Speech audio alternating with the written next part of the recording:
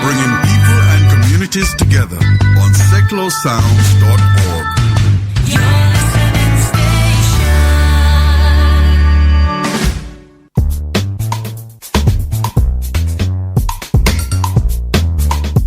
Hi, this is Lisa Lavelle. Join me for Lazy Sundays on Seclo Sounds. I've got music to soothe you, move you and groove you. Sundays at 2 p.m. on Seclo Sounds. Can I play with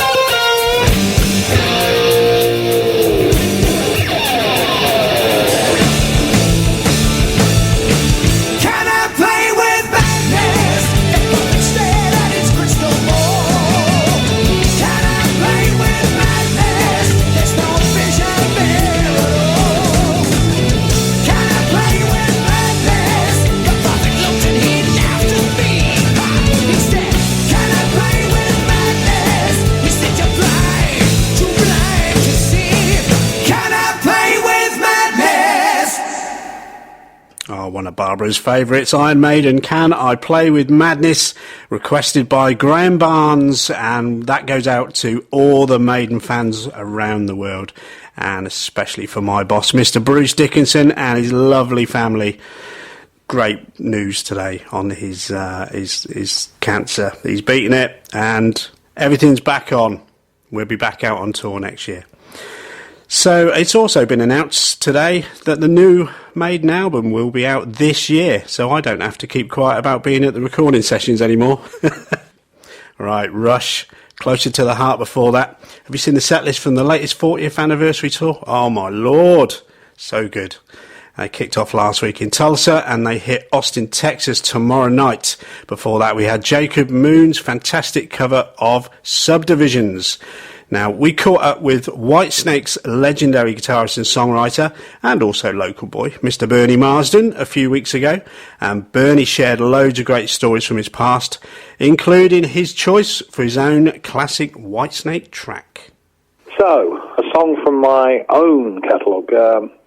Whitesnake was not the great giant that it became and the worldwide name, but a lot of people don't really remember it until Roadie and William came along. But we did record 2 albums before that, and which did very well subsequently. But so there were a few songs hidden away on those first 2 albums, and one of them is Walking in the Shadow of the Blues, which became a really, really big stage favourite, and especially when Ian Pace came into Whitesnake, and he kind of put his mark on it. And that's not to be detrimental about the original drummer, it's just that Pacey really related to it and loved playing it live, and it took on a kind of a life of its own. And I still play that song today, and people really do like it, and it's one of the classics, I think, and one of the best things I think that David and I wrote together, and it really was pretty much a together thing, and I'm still very proud of it today, and as I was the first time I heard it recorded in its original state. And then when Pacey came in, as I say,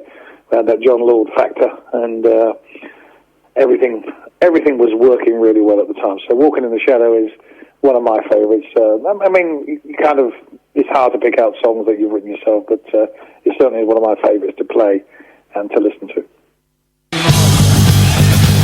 Walking in the shadow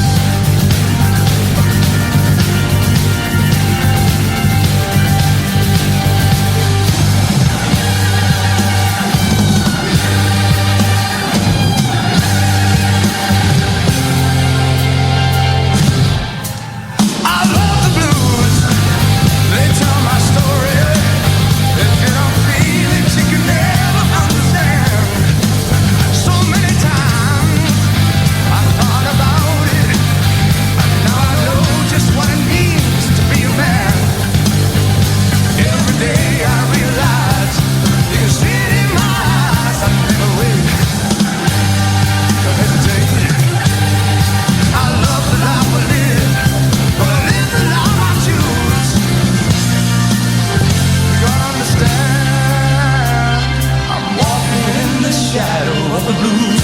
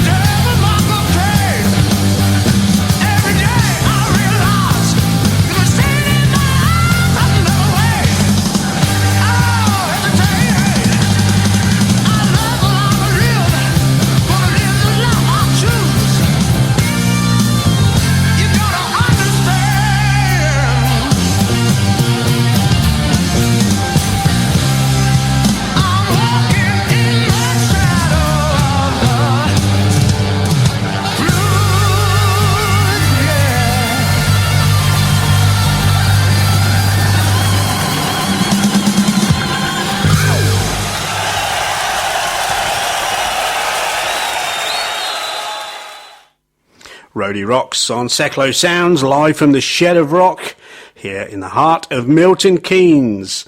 Now, if we had a prize for the hardest working band in rock, then our next guest would certainly be in the running. I spoke with guitarist and singer Dave Meniketti from Y&T direct from his home in California last month, and we chatted for over an hour about guitars, amps and music in general. It was a good job Dave was paying the phone bill. I asked Dave to choose his own classic track, and from the album Black Tiger, he chose Forever. I guess what I would say is a classic track, the classic track for Y&T is the song Forever.